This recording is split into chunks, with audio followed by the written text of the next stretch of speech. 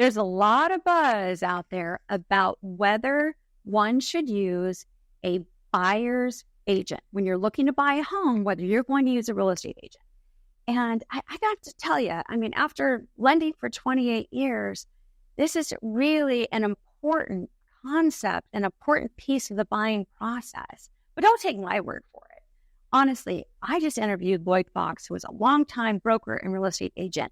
And you're going to want to check out this interview because Lloyd's going to dive deep into what real estate agents do to represent buyers and during that course of the process, the buying process. But, let me know what you think in the comments below because it's coming. This whole change in real estate is coming. And I want to be sure that you understand and are empowered to make decisions that work for you. But we can't do that unless we have insights about the pros and cons. So check it out. Let's talk about buyer representation. Let's just, what are the top 5 things that, a buyer's agent does for a buyer? Because again, I don't think this is being told, and I know there's 100, but let's just hone in on the most important things. And then I'll give you my input after sitting in this seat for 30 years. Well, I think number one, the buying public goes forward in a passenger seat before they sit down and talk about what they're doing. It's like, oh, I've got a client, let's go look at some places, and we're out shopping. Here. That's the equivalent of showing up with a seller and sticking the sign in the yard before you've even gone over how we're going to work. Yeah.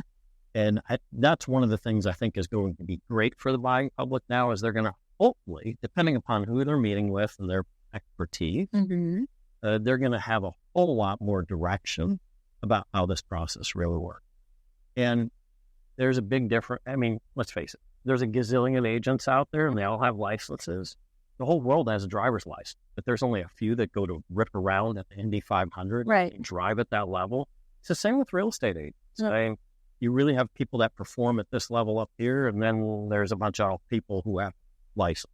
Right. So top things, number one, it's not about finding them a home. Everyone thinks that. That's the number one thing the public talks about. I need an agent to find me a home. Oh, wait, I have an access. I've got this cell phone thing, smartphone. It's so smart. It can show me all the properties that are available, and I can do it all on my own. Sure you can. Worse. No. A very good professional is fixed on not just finding you a home. They're fixed on making sure it's the right home. And finding you the right home is not an ego thing. It is about understanding the buyer when it comes to what they need out of a home through an interview. What their budget is. What is important to them with a sense of community.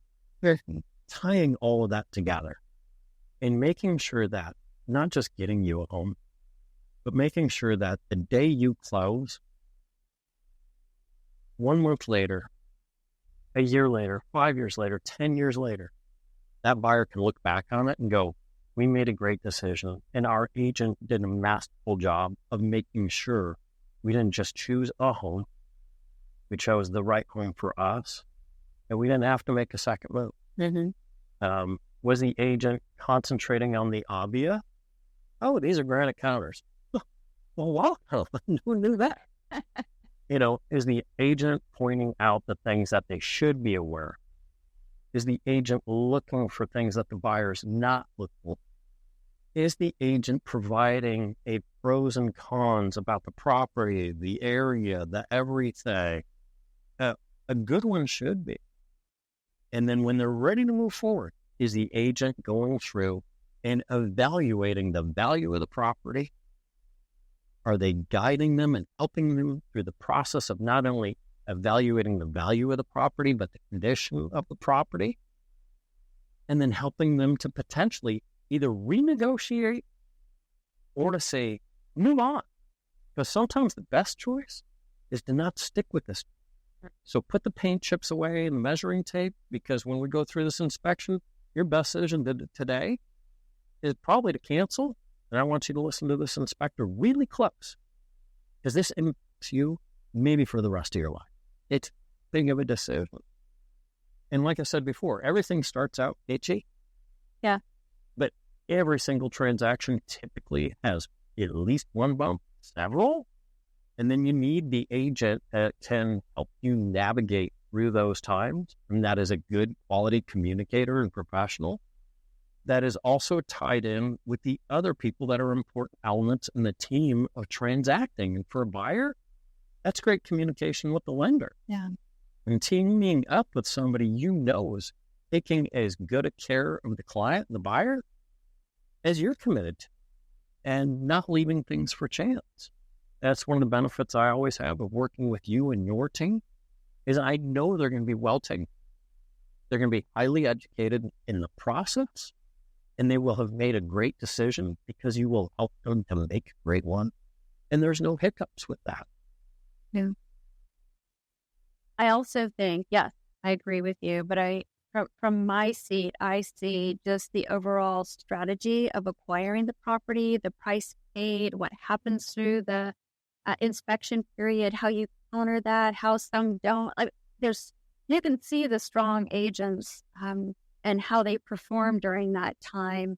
And I think that it's one of those things that as a buyer that you don't always know what's happening behind, the curtain, but those are the things that really do make a difference. And in the end, we have happy.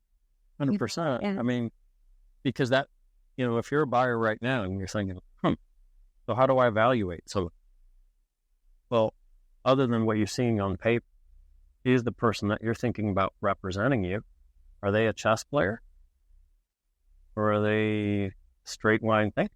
And the best agents are the ones who think moves ahead, who can negotiate that way, structure things that way. And like I said before, when I engage with a client, it's a fiduciary responsibility, a legal obligation to do the best I possibly can for that client. And I have to think that way in every single interactive that I have. Yes, sir. And I don't think most people have that ability. I just don't think it's there. And I think that's part of, for the agents that, I love looking at homes. This is so good. Maybe you're not meant to be in this business because, this is a chess match. You're a counselor. You're helping people to manage their emotions also through a very difficult process. Yeah. You become a counselor in many of these transactions, helping people to do the best that they can to manage expectations and the emotions and everything that comes into play. It's a lot. Yeah. It really is. But it's a hell of a lot of fun, too. Well, you're good at it. No doubt. People. No doubt. Well, I can't wait to see all the things that you are doing out there with 1912 Realty. Yeah, me too. Thanks, Blade. Thank you. Appreciate it.